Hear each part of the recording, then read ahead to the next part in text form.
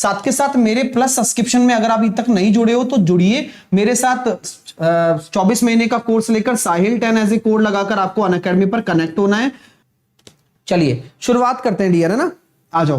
तो 3D के formula, हम क्यूब की बात करते हैं, क्यूब को हम बोलते हैं घन।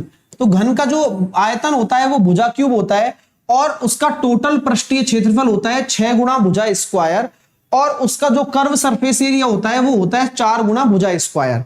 ठीक है, चलिए अगर मैं घनाभ की बात करता हूं, क्यूबॉइड को कहते हैं घनाभ। घनाभ यानी कि एक बक्सा होता है, एक बक्से की जैसी आकृति होती है जिसको हम लंबाई इंटू चौड़ाई इंटू ऊंचाई, क्योंकि एक बक्सा होगा जिस तरह से यहां भुजा क्यूब आई क्योंकि इसकी तीनों भुजाएं बराबर है और इसकी लंबाई चौड़ाई ऊंचाई होती है, तो इसका जो आयतन हो जाएगा वो लंबाई इंटू चौड़ाई इंटू ऊंचाई हो जाएगा। इसका टोटल सरफेस एरिया 2 गुणा लंबाई इंटू चौड़ाई, चौड़ाई इंटू ऊंचाई और ऊंचाई इंटू लंबाई, इस तरह से होता है। ठीक है, चलिएगा आइए, आपका चारों दीवारी का क्षेत्रफल क्या होता है ये जरूर आप दिमाग में रख लें, 2 गुणा ऊंचाई लंबाई प्लस चौड़ाई, ये चारों दीवारों का क्षेत्रफल है, 2 गुणा ऊंचाई, ठीक है, चलिए लंबाई प्लस चौड़ाई। ठीक है, सिलेंडर की बात करते हैं। सिलेंडर को हम बोलते हैं बेलन, बेलन को बोलते हैं पाई आर स्क्वायर एच। ठीक है, बेलन का होते हैं पाई आर स्क्वायर एच, जहां पर पाई आपका कांस्टेंट है, आर आपकी त्रिज्या है और एच आपकी ऊंचाई है बेलन की। उसका टोटल सरफेस एरिया होता है 2 pi r into r plus H.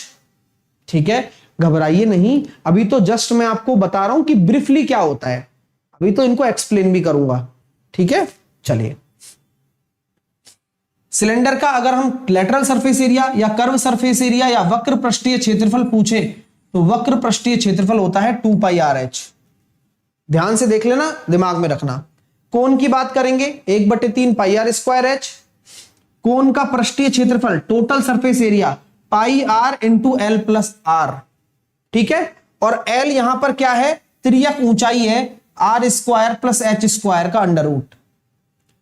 गोले की बात हम करते हैं, गोला, गोले का आयतन होता है 4/3 पाई आर क्यूब।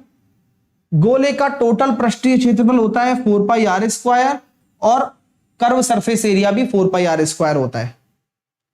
ठीक है, चलिए हेमी स्फीयर यानी कि अर्धगोला, तो अर्धगोले का आयतन तो आधा हो जाएगा 2/3 पाई आर क्यूब, लेकिन यह काम की चीज है, अर्धगोले का कुल पृष्ठीय क्षेत्रफल 3 पाई आर स्क्वायर होता है, नोट कर लो, और curve surface area 2 pi r square होता है। ठीक है, क्लियर है, चलिए सर अब चलते हैं घनाभ के बारे में पढ़ते हैं।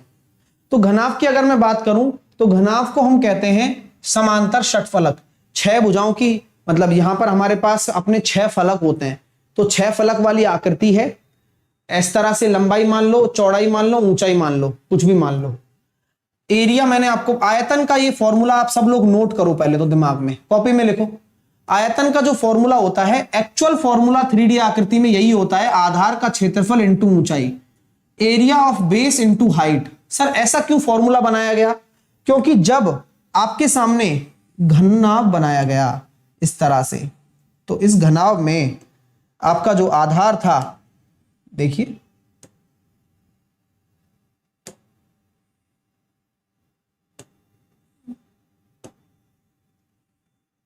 ये आपका आधार है, मान लो कि ये आपकी लंबाई है, ये चौड़ाई है और ये ऊंचाई है। तो ये आधार क्या दिख रहा है, लंबाई इंटू चौड़ाई, एक आयताकार दिख रहा है, और उसकी हाइट ले लो बस, तो इसलिए एल बी एच बन गया। आयतन को आप इस तरह से भी लिख सकते हो कि अगर इसकी तीनों फलक दे दी, ये फलक हैं A1 A2 A3, कौन कौन सी फलक आपको दिख रही है, ये वाला नीचे दिख रहा है, ये दिख रहा है, ये नीचे, अरे ये हाँ दिख रहा है, और ये दिख रहा है, ये साइड वाली दीवार, और आगे वाला दिख रहा है, आगे वाला, तो 3 फलक है, ये 3 आसन्न फलक इनको कहते हैं। जैसे कि अगर आप यहां से पकड़ लेते हो, यहां पॉइंट बना लेते हो, तो एक आपकी फलक हो गई ये वाली,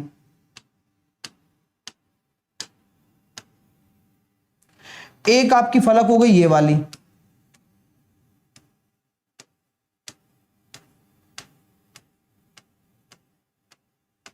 ठीक है, और एक आपकी फलक हो गई ये वाली।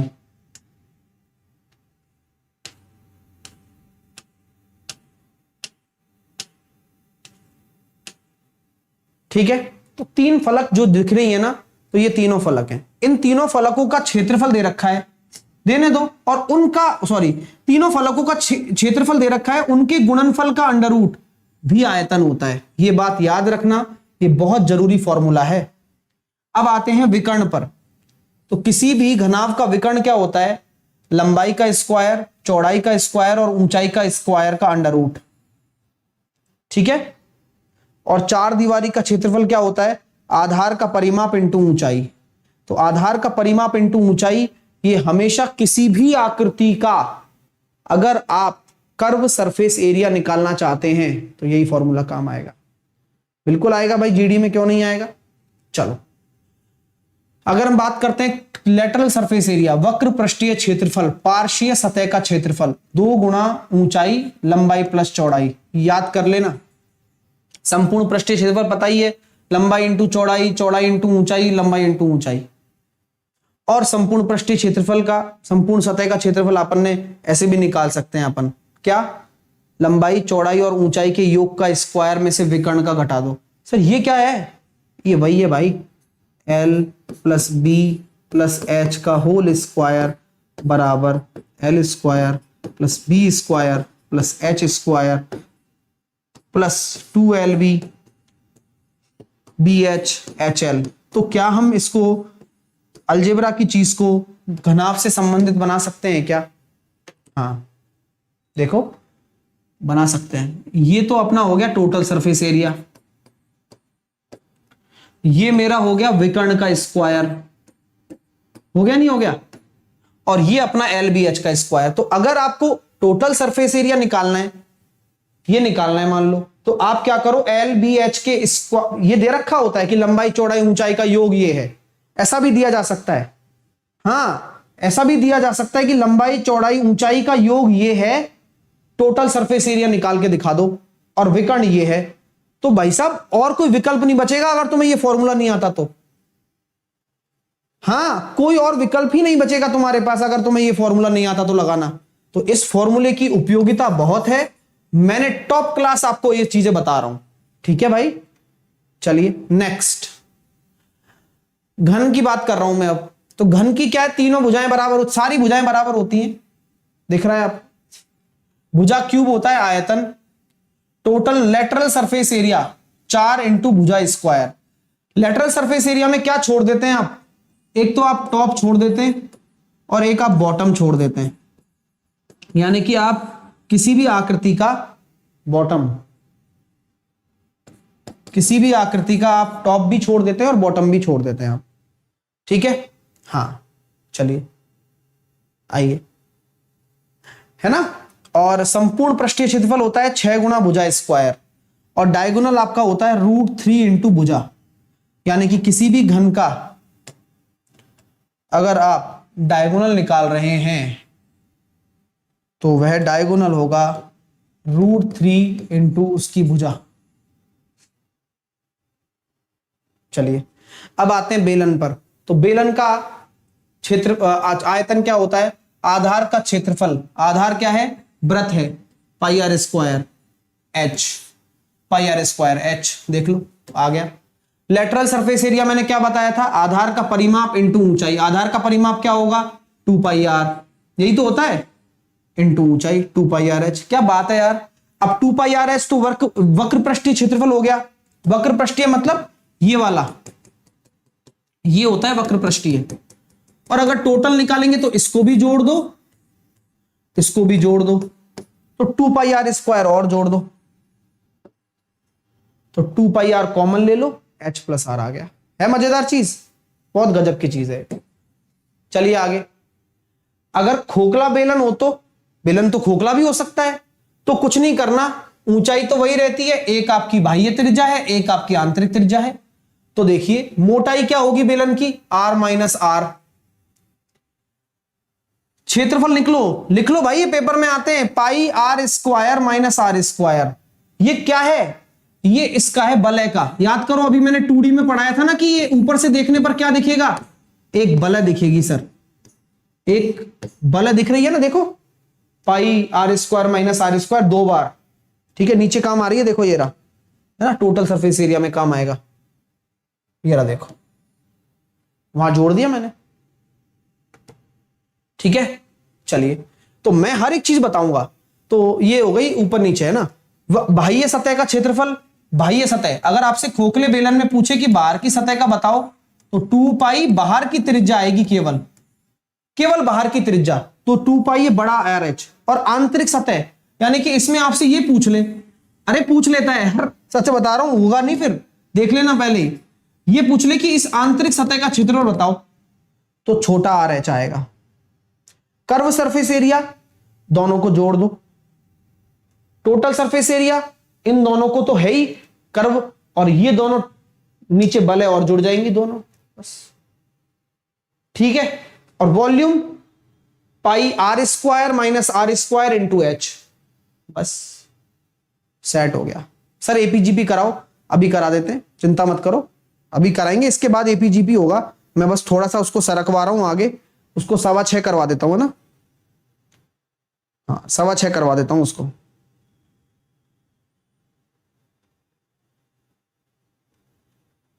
एपीजीपी और सीरीज वाले भी होंगे उसमें, है ना, सारे सीरीज वाले।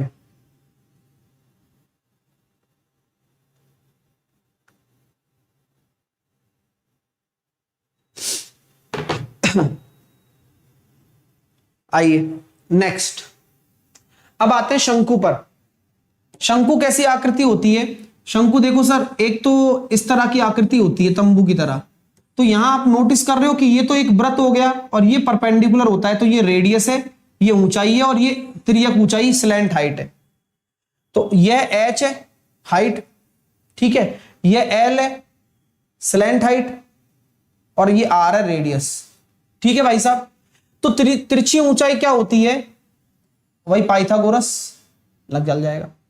आयतन क्या होता है? 1/3 पाई आर स्क्वायर एच, लिख लो इसको। वक्र पृष्ठीय क्षेत्रफल क्या होता है? पाई आर एल। पाई आर एल कैसे आया?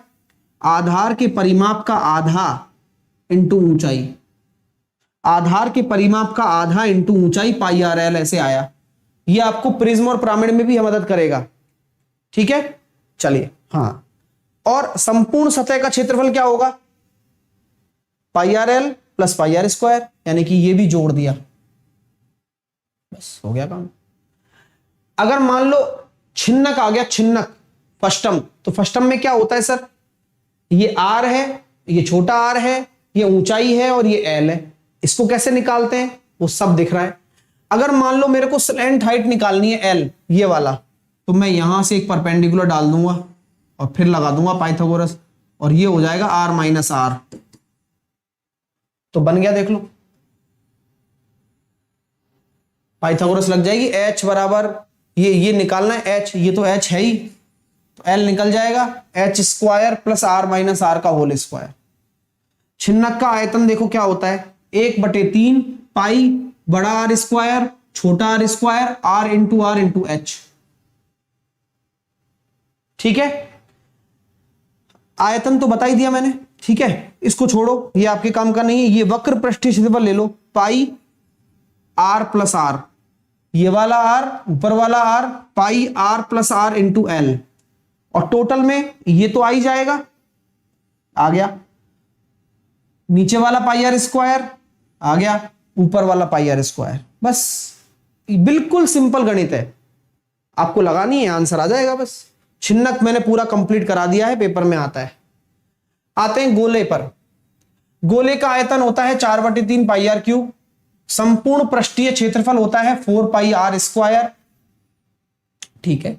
अर्धगोले की बात करता हूं, अर्धगोले का आयतन होता है 2/3 पाई आर क्यूब। इसका वक्र पृष्ठीय क्षेत्रफल, यानी कि ये कटोरी वाला हिस्सा, ये तो आधा हो जाएगा, लेकिन अगर टोटल पूछोगे तो ये भी ऐड होगा, इसलिए 3 पाई आर स्क्वायर हो जाता है टोटल।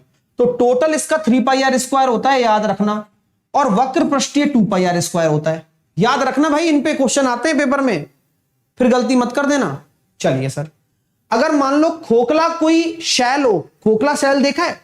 खोखला शैल बॉल को भी ले सकते हो, पहले अपनी एक बॉल आती थी स्टम्पर की, वो खोखला शेल होता है, जहां पर मोटाई होती है तो ये इस तरह की एक गोलाकार आकृति दिख जाती है। अगर मैं इसको 3D में दिखाना चाहूं तो कुछ इस तरह,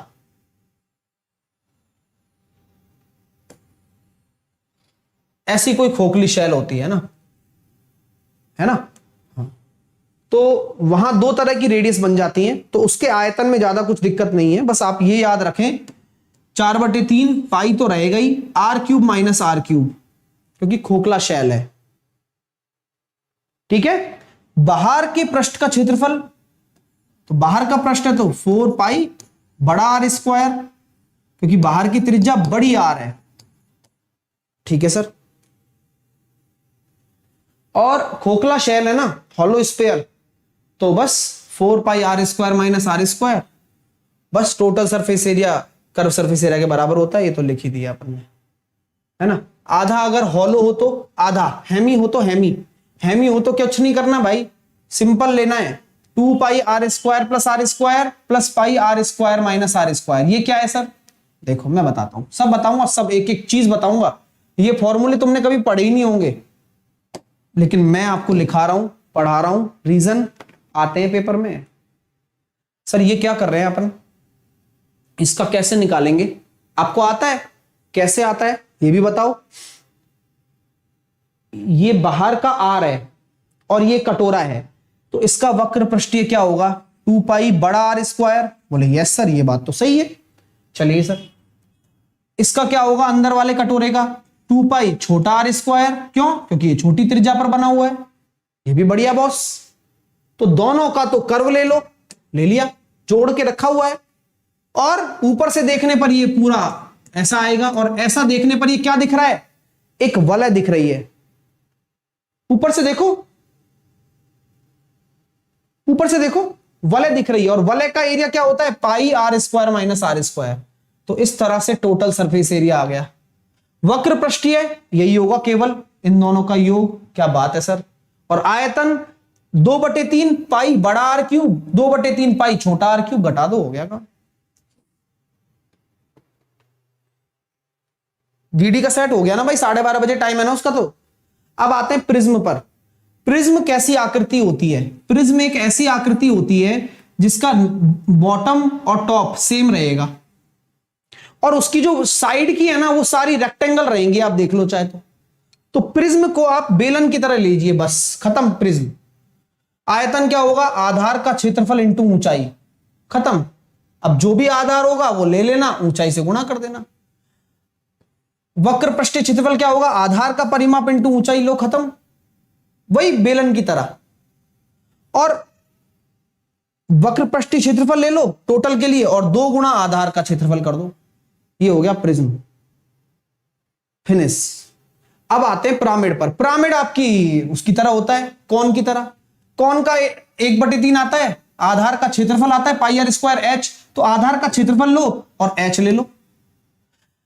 1/2 आधार का परिमाप का आधा, यानी कि पाई r रहता है ना, 2 पाई r का आधा पाई r, तो ये आधार का परिमाप का आधा इंटू तिर्यक ऊंचाई आती है यहां पर, बस इतना याद रखें। और टोटल सरफेस एरिया में बस इस बेस एरिया को जोड़ दो, बस आधार के क्षेत्रफल को, इसमें आ गया आंसर। समचतुष्फलक। समचतुष्फलक इस तरह की आकृति है, इसका आयतन होता है √2/12 का भुजा क्यूब, √2/12 भुजा क्यूब, √2/12 भुजा क्यूब, समचतुष्फलक का आयतन। इसका टोटल सरफेस एरिया √3a²। ऐसे कैसे आ गया? सिंपल सा है, सिंपल सा लॉजिक है। क्या लॉजिक है? कितने समबाहु त्रिभुज दिख रहे हैं? एक तो ये रहा, एक ये रहा, एक ये रहा, और एक पीछे, तो 4 गुणा √3a²/4, 4 से 4 कट गया। 4 समबाहु त्रिभुज है इसके अंदर, लिख लो, ये पेपर में आएंगे। हाँ, √3/12, √2/12 भुजा क्यूब। याद करो, अपने क्रैक द मैथ में 12:30 बजे वाली में प्रूफ कराया था पूरा का पूरा टेट्राहेड्रन मैंने आपको। चलिए, ऑक्टाहेड्रन, अष्टफलक, उस टेट्राहेड्रन को डबल कर दिया, तो आपको कुछ नहीं करना, आयतन हो जाएगा √2/3a³, √2/12a³ √2/3, और टोटल सरफेस एरिया डबल हो गया, इसका √3 है तो इसका 2√3 हो गया। आया मजा? तो बस खत्म। तो मैं इनकी पीडीएफ हालांकि टेलीग्राम पर डाल दूंगा, दिमाग में लगा लेना, ठीक है। एसएससी एग्जाम पर जाएं, गेट सब्सक्रिप्शन पर जाएं, 24 महीने का बैच ले लें और साहिल 10 एज ए कोड लगा दें। और अनअकैडमी पर आज ही जुड़े मेरे साथ, साहिल 10 एज ए कोड लगाकर किसी भी कैटेगरी में, ये कोड याद रखना डिस्काउंट के लिए, ठीक है। आस्क के doubt feature, raise and feature, ये सब आपको मिलेगा। Thank you so much, thank you for watching.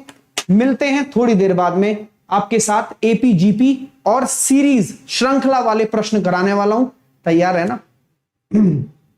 चलिए, और लाइक कर दो भाई सब लोग।